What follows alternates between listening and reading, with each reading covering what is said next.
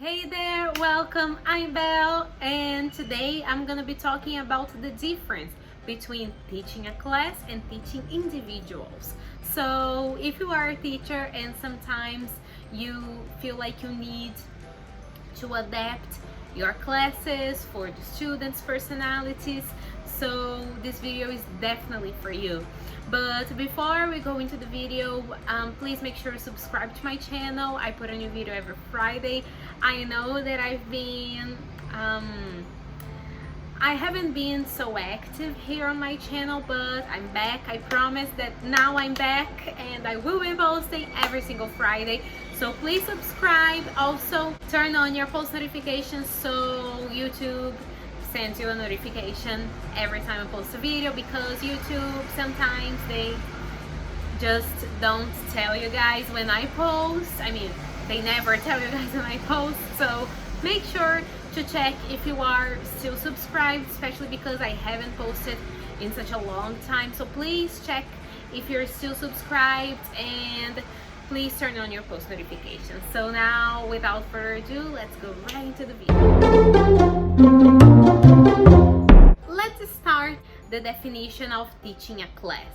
So let's say that you are, this is my leg by the way, sorry about that, but I talk like that, I sit down like this all the time. So anyways, let's say that you are a fourth grade teacher and every year you teach fourth graders and you teach using the same book, and you have the same amount of students and you work at the same school.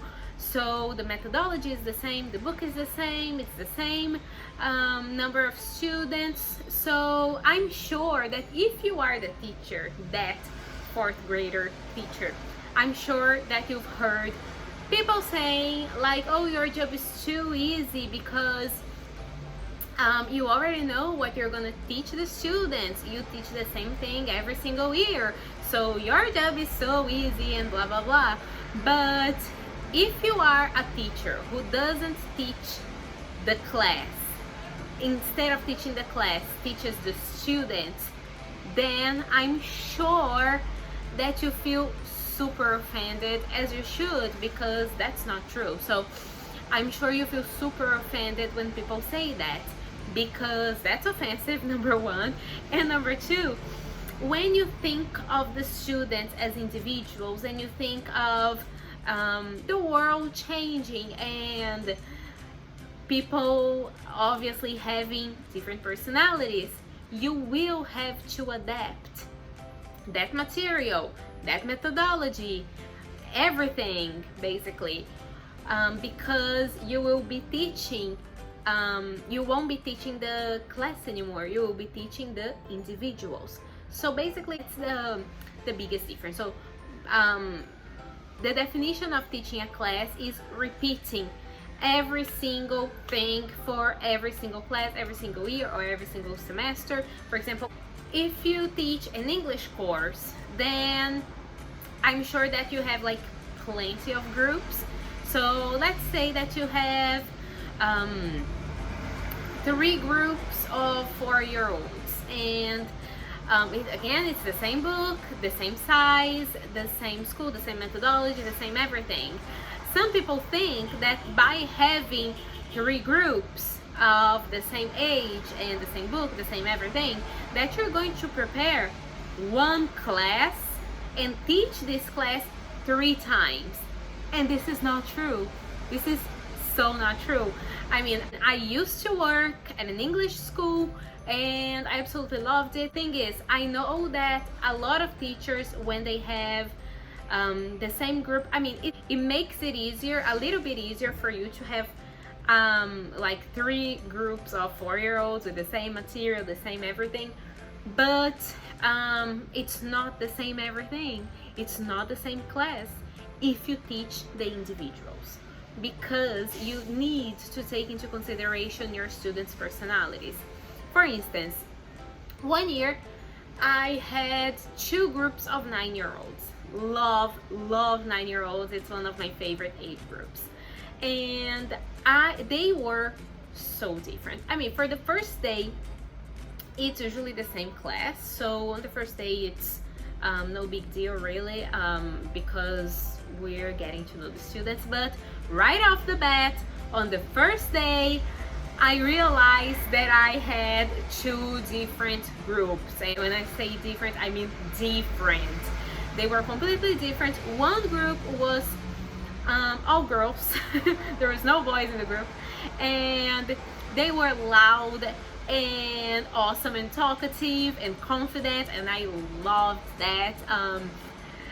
To this day, that's one of the groups that you remember the most. That's one of the groups that I remember the most, because it was a pleasure to work with them, because they were so nice and loud and talkative, and they tried their best. They were excited for the games, they were excited for everything, even for the drills. They would love, because they loved to interact and to speak, so they were excited about everything. It was an amazing group. And they were really into songs and music videos and TV shows, so they were really into that stuff. Whereas my other group of 9-year-olds was really, really shy. It wasn't only girls, but that's not a problem. They were more like into superheroes and books and comic books and that kind of stuff. So when I had to give an example of something, when I had to drill something and prepare the prompt, I would change that according to the students' personalities. So I did have to prepare two different classes, because, for example, my drills were not the same for both groups, so I had to prepare both. Or my personalization moments, they were not the same for both groups. So again, I had to prepare two different ones. My contextualization was not the same. Basically, only the book activities were the same. That's the only thing that was the same. That was when it became really clear to me that I was teaching individuals. So that experience, I'm saying that example because that's when everything clicked for me. And I was reading a Scrivener book today, because I love Scrivener, and a book, he was explaining exactly that, and I was like, oh my god, I went through it was very clear to me. So what I mean by that is that experience made it very, very clear that students are individuals, and I know that the students compose the class. However, you don't want to teach the class, you want to teach the students, because at the end of the day, it's not the physical class that's learning, the individuals are the ones who are learning. So that's what I wanted to say to you guys, because it's important to pay attention to the students' personalities, what they like, and this is also good for rapport. Without rapport, the class is boring, it's annoying, they don't like it, they don't want to go, they lose the motivation. So rapport is everything, and this helps you connect with the students. So please keep that in mind when teaching your students, because teaching individuals is different from teaching a class. When I was reading Scrivener's book, by the way, the book is called Learning Teaching, and it's an amazing book. I call it the Bible because it's I mean, he's everything that I want to be. And to me, that's the Bible, and he doesn't exclude different types of teaching, different methodologies. He just gives examples, literal examples of things, and there are many activities, there are many examples of things. So I highly recommend that book if you are beginning now and you wanna really learn about experiences. That's a great book, and I felt so good when I read that, and when I read that, I decided to turn on my camera and talk to you guys, because I felt validated for some reason, because I went through that and I thought maybe I'm the only one who prepares different classes for like the same group, the same age group, the same the group who has the same book and the same age. So now I don't feel crazy anymore. I feel normal, and I feel like I was doing the right thing. So I wanted to share this with you guys, especially if you are a beginner and you haven't had so many experiences yet, and you haven't had the chance to figure that out.